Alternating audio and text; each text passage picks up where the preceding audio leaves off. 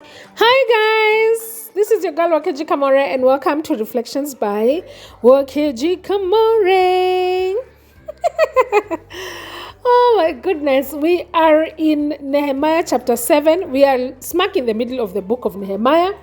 I think Nehemiah has 13 chapters. So tumepita nusu na nusu. Tumepita 6. We have done 6 chapters, so we only have 7 more to go, which is amazing. If you haven't read this chapter, you know the drill. You know that you need to pause this recording. You know that you need to read the chapter for yourself, understand what's happening in it, and then you can come back with your already takeouts. The Holy Spirit will have already spoken to you. That one I am fully, convinced on. I have convinced of. I know that the Holy Spirit is going to do His work by speaking to you, enlightening you. And then by the time unakuja kusikiza hizi zangu, utakuwa tu like, yeah, I agree. Even the Holy Spirit showed me that. Even the Holy Spirit showed me that. So please stop, read the chapter, understand what's happening in it. May the Holy Spirit speak to you as you read, and then come back to listen to what I gotta say, as what I have also picked up from the chapter as I have read it.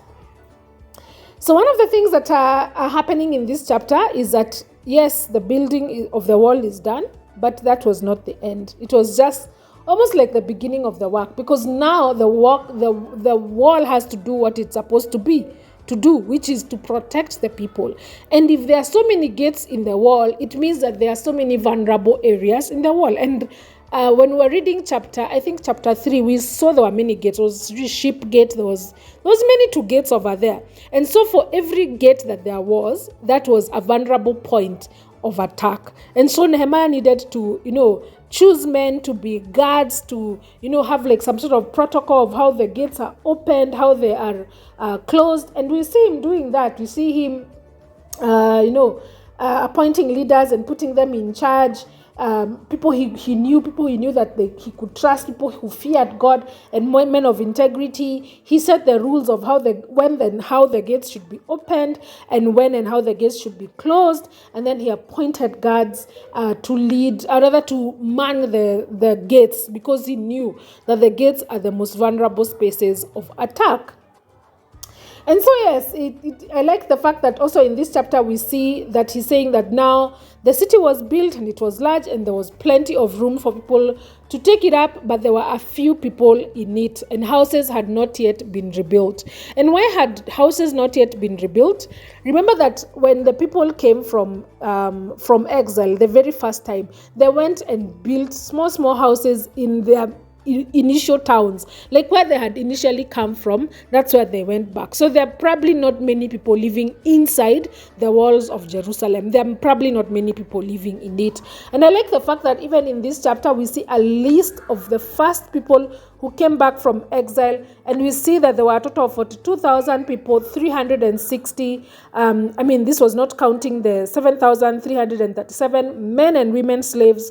These are people who had just come from exile. And I like the fact that this list and the list that we read in Ezra chapter 2 are basically the same list. So basically this is the list that Ezra wrote is a list that Nehemiah is reading from, which is good to see that people actually continue to keep track of, to archive information and written information, and also people keeping track of your family lines and property ownership, because these guys came back and went and resettled where they had initially come from. 70 years later, unakumbuka huku ndio tulikuwa tumetoka, si huku ni huku, which was really, really good. One of the things that I realized in this chapter, or rather my application for this chapter, is that rebuilding the wall wasn't the end. It was the beginning. There was still work to be done, and Nehemiah needed to make sure that things would run smoothly and not regress. And that meant that Nehemiah needed to be aware and alert.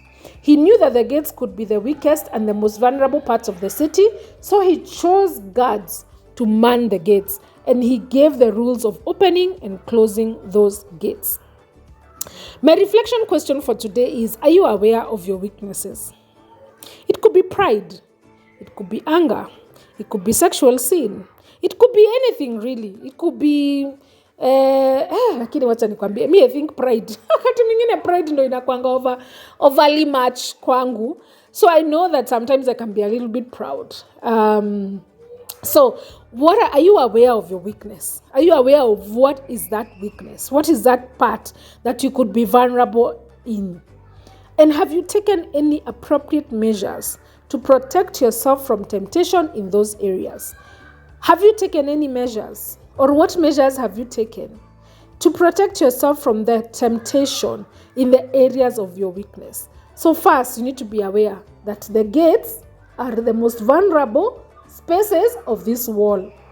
And number two, once you become aware that these gates are the most weakest and most vulnerable spaces of this wall, you need to take appropriate measures to protect yourself from temptation in those areas of weakness, like Nehemiah did, by choosing guards, placing them there, people of integrity, people that trusted God, and also just giving the rules of opening and closing the gates at appointed times by appointed people.